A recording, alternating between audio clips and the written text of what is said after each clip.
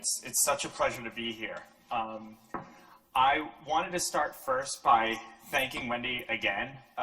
Wendy's absolutely incredible. It's such a pleasure to be here, and the company she keeps is indicative of what an inspiring person I know she is to all of us. It's so great to be here with you, Wendy, to be here with some great old friends, Robert and Jerry and others, and making new friends as well.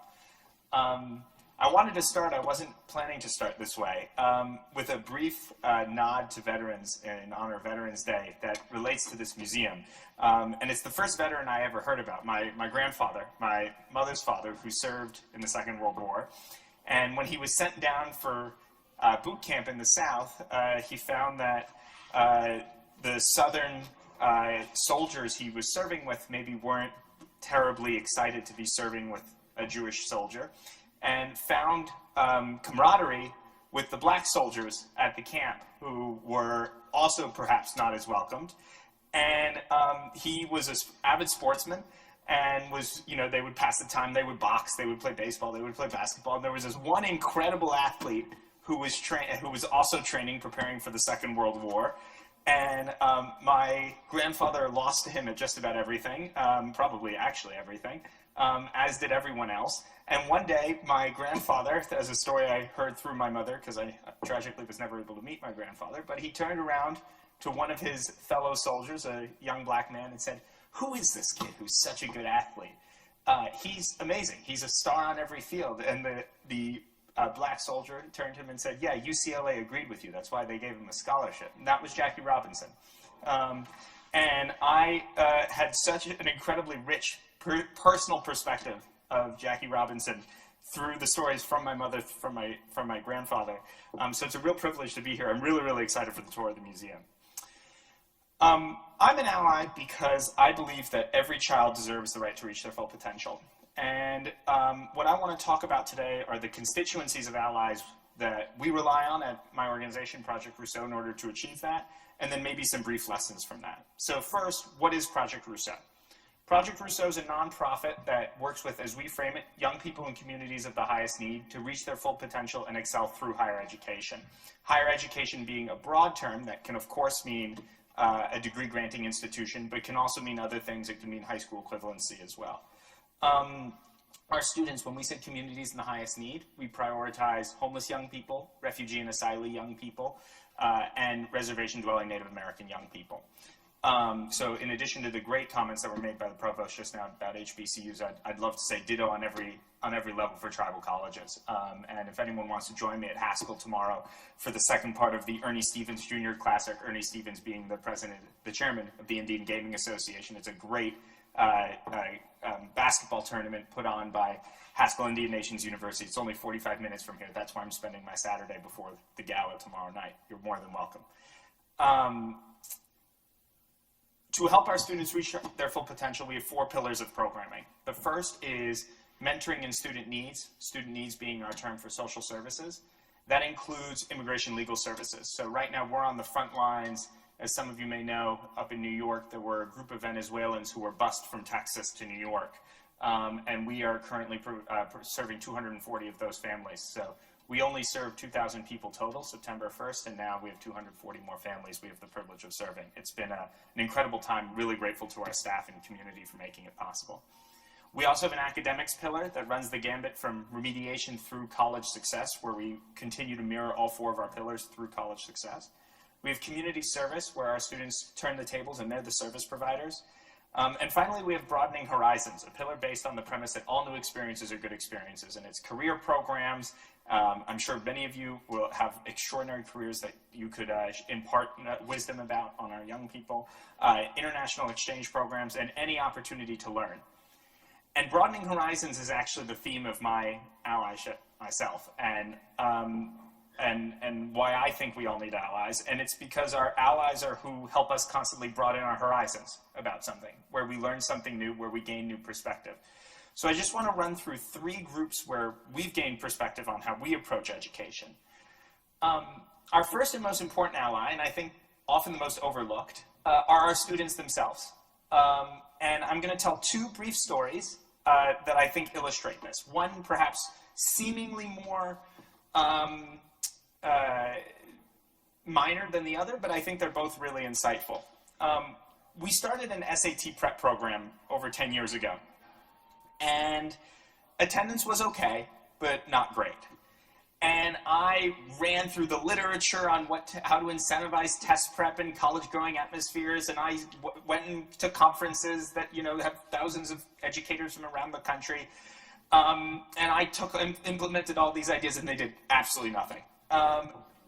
And then Alejandro, who was at the time in 10th grade, came up to me and said, you should really have some food here. And we put out some budget money for food, and attendance jumped. And then 2 months later, Alejandro, also being someone who's never afraid to say something, said, there's nothing to drink here. And attendance rose again when we fixed that. And then we had takeout containers. Again, attendance rose, food insecurity being such a significant part of the work we do. And now we run our own soup kitchen program, particularly for our homeless young people. The second story is on our social services side. A majority of our young people experience homelessness while they're in our program, or at intake, or both.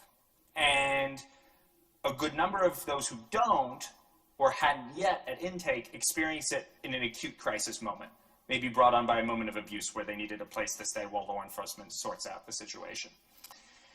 I could tell you that the process of matching a youth to a shelter doesn't work. I can give you reasons why. I had no idea what to do about it. And one of the things that our young people would say is, it's exhausting to continuously be matched and rematched and rematched to a shelter that won't take me. I have 6 hours to find a place to sleep that night. I don't want to have to deal with a social worker over this place and that place and that place just to find that some minutia of the requirements of that shelter don't meet me, or that there's no capacity at the shelter that night and there's no way to know that. And there were only static resources for homeless shelters in New York City. So we decided to do something about it. And it's kind of extraordinary because I can barely work my own cell phone, but old soul at heart when it comes to technology. But we partnered with Goldman Sachs engineering team and Globant, one of their providers, and we designed an interactive app that students, young people who need emergency housing, can enter criteria relevant to them, and it spits back at them the shelters that have capacity that are nearby that fit those criteria. The shelters can update the back end, so if their state funding changes their capacity or anything like that, it's reflected in real time in our app. And in the first month of launching it, before we actually told the outside world we launched it, we had it used by over 200 young people who were not Project Rousseau affiliated, who we actually don't know how they found out about the app, but we have the data that they were using it. It was a simple solution. We just needed to listen to our own young people. Thank you, we're very proud of it.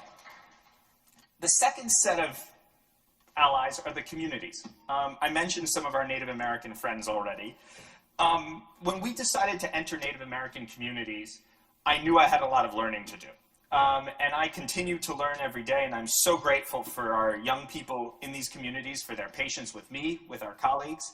Now everybody who provides services directly is a member of their own community on our staff, but we had to launch at a point where that wasn't true.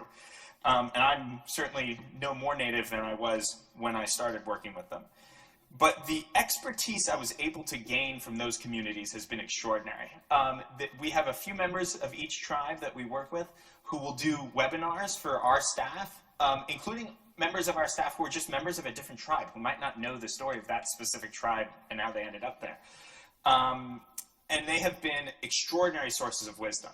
One particular instance was, there's one particular reservation we serve on. I don't believe in disparaging anyone. I'll make this anonymous. Where there was another much larger than Project Rousseau nonprofit that many of you would have heard of that had just been asked to leave the reservation right as we were getting started. And I didn't know what had happened. I knew the story. I heard rumblings of the story as we were going around. And I thought, I don't want to repeat their mistakes. What happened?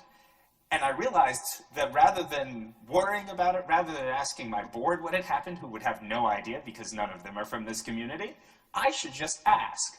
And so I spoke to over 24 people who either were on tribal council or were involved with asking that organization to leave.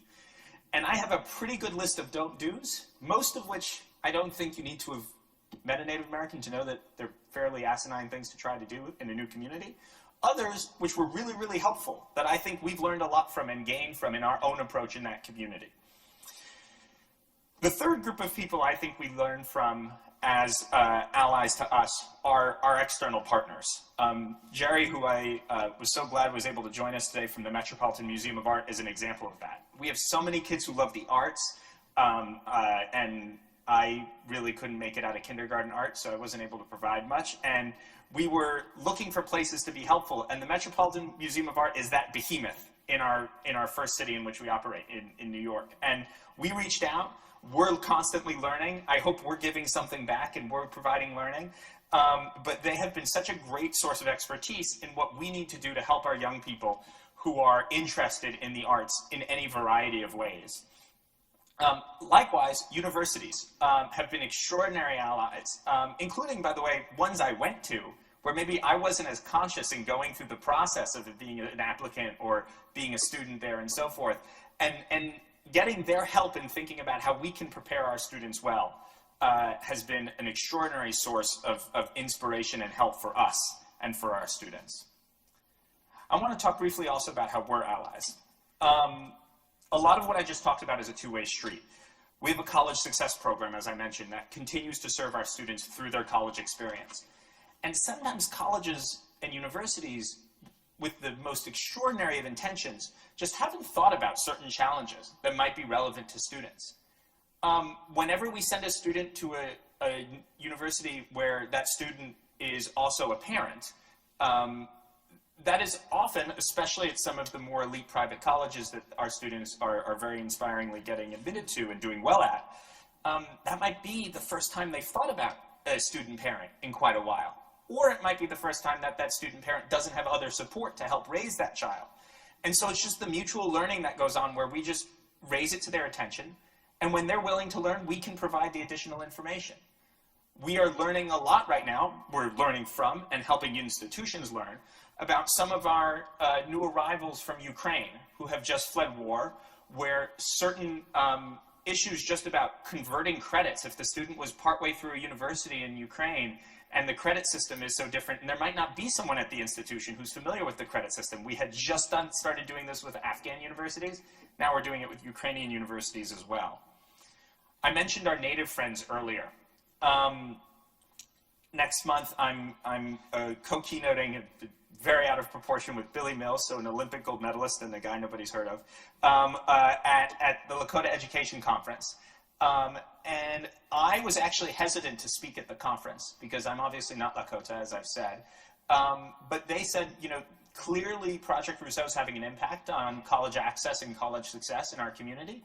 You are learning a lot from us. You're clearly also imparting something. And just because you might not have the culturally specific context down as well as we do and never will, doesn't mean you can't give us other sources of information that we find valuable in our community. I'm really, really looking forward to that. It times up with the Lakota Nations Invitational, if you know the Res Ball tradition and what a big cultural stalwart basketball is on a lot of these reservations. It's a high school tournament of Lakota Nations high school basketball teams. Again, let me know if you'd want to go. It's an absolutely extraordinary occasion. So we are allies too. I want to close with 3 quick stories about allyship. One where I think I had intuition, and I am proud to say I was right. Another where someone else had an intuition, and I think I didn't realize they were wrong. And then a closing story that I hope we can all learn from. That's one of my favorite that was given to me by a mentor of mine. I have 2 stories I love to tell our students. One is what we call the transcript game. We have 2 transcripts. They're in the provost's position, and it's this hypothetical admissions committee. There's only 1 spot left at your university, and you have to pick between these 2 students based on the transcript alone. And student 1 is a kind of A and B, well, mostly B student, B, and there's a C, and then fine. And then there's this extraordinary straight A student, student 2. And kids who say grades don't matter, grades don't reflect who you are, whatever the case may be, they all pick student 2, or at least they know the colleges will. And then I ask them to describe who they think students 1 and 2 are. Student 1 is usually cool and lazy. Student 2 is usually really smart nerd. I would hate student 2. And then I bring the punchline. Student 2 is my college transcript. So all of you who said I was a nerd and you wouldn't like me, that's me. Student 1 is my high school transcript. I didn't get admitted to the college I graduated from out of college. And I had to look in the mirror, decide why that was, and then I actually ended up transferring into that very college, was a student athlete there, had a phenomenal experience, and I'm very grateful to that place for all it did for me, including rejecting me the first time to make sure that I learned how to take my own academic opportunities seriously. And I talk about that period of disappointment, the teenage angst that was associated with that. I was going to miss a season of my sport, which was so significant to me. The recruiting process clearly didn't do what I had hoped it would do. I had personal challenges at home related to wellness of some family members who are fortunately now fine. And I tell this story at this particular moment at a transfer school, meaning a school where students, might not have found success in a traditional high school environment. And when I explained the outcome of the story, that I went to a different college, but then I transferred into the one I ultimately went to, and that transition I made, a counselor in the room started laughing audibly. And the counselor said, "You don't know what you're talking about. These kids, a lot of them aren't even going to go to college. You're so out of touch, you have no idea what's going on." And a kid turned around, and I actually quite literally just texted this student a half hour ago, who's now in his 20s and has a phenomenal unionized job that is doing very well for him in an associate's degree program at night that we're very proud of. He turned around and he said, "Yeah, but I've been upset before." And I thought it was such an insightful retort to his counselor. The students I was talking to could learn something because I had been 17 years old, had a dream, it didn't work. I made a lot of mistakes that I had to be honest with myself about. Not the same types of mistakes that some of the young people in that room might have made, but mistakes nonetheless. I learned from them. I took responsibility and accountability for my actions. I changed my way of being, and I ended up getting what I wanted. And that is something you can learn from no matter your background. And I think my takeaway from that story is you don't have to be, as long as your intention is to share equally and to share openly and humbly, I think you can learn so much. Likewise, I have a stylized version of a story about a young man named Bob, I was a quarterback in college. He was an offensive lineman, so we had a special, I suppose you should call it bond, but something. He was supposed to keep me safe. He made a lot of mistakes and ultimately didn't finish school on time, even though he absolutely should have. And I tell his story a lot. Bob isn't his real name and so forth. And again, same story. Oh, well, he was a Division I student athlete. What are these kids going to care? That's already the pinnacle. You have no idea what you're talking about. People come back to Project Rousseau after years of being gone, and they will say things like, "I knew what to do in that situation because of Bob." So Bob is an inspiration, and Bob isn't even his real name. One of the exercises we do is when Bob started cutting class, what could he have done? Who could he have turned to? And we just list out who his potential advocates could have been and which potential adults he could have turned to. Everyone can find something to relate to in that exercise. Every child certainly can. My final story is about academic institutions themselves and the promises they hold. A great mentor in my life tells this in every speaking engagement she gives. During World War II, as I'm sure many of you know, Japanese immigrants to the United States and Americans of Japanese heritage were put in internment camps. I think among many, many dark periods of our history, among so many others. What I didn't know until this mentor entered my life is that there were tons of missions to try and protect these Japanese young people in particular. As you may know, the Supreme Court took the exact opposite stance, Korematsu, along with Plessy, a very long list of horrible cases of that, say, 70-year period in the Supreme Court. And so the Supreme Court had failed. What else are you supposed to do? A group of university presidents got together and said, let's admit students out of the internment camps into our universities. And simply petition, they have been admitted on their academic credentials. We will have them submit applications. We will review their transcripts. It will be like every other admissions case. But then when we admit them, we will ask that they can leave the internment camps just for term time. We're not going to ask that they get released. We're not going to ask that their families get to come to homecoming. One narrow goal. Those young people still get to be educated. And it worked. And while I don't have the exact statistics, I know well over 100 Japanese young people were educated through the Second World War precisely through the program that I just described. And it was a consortium of college presidents and university presidents who made it possible. And I think it speaks so powerfully to the power of education and the power of educational institutions to make a difference by reaching out to communities that are in distress and extending a helping hand. So I encourage you all to think, how can you mimic the actions of those folks, whatever that situation may be? I have been so inspired by universities that have admitted some of our Afghan students who have just arrived in this country, some of our Ukrainian students. Project Rousseau is hosting, to our knowledge, the first Ukrainian and Russian language college fair in 3 weeks in a Brighton Beach, an area of New York City where a lot of those folks are arriving. So really, really excited to make that information accessible to families of Ukrainian students. And I encourage you all to join us and others in thinking about ways that you can do the same. So thank you so much again for letting me join today. It's been a real pleasure. I'm going to hand it off to Jerry at the Met, a great friend and partner, to take it from here. Thank you very much.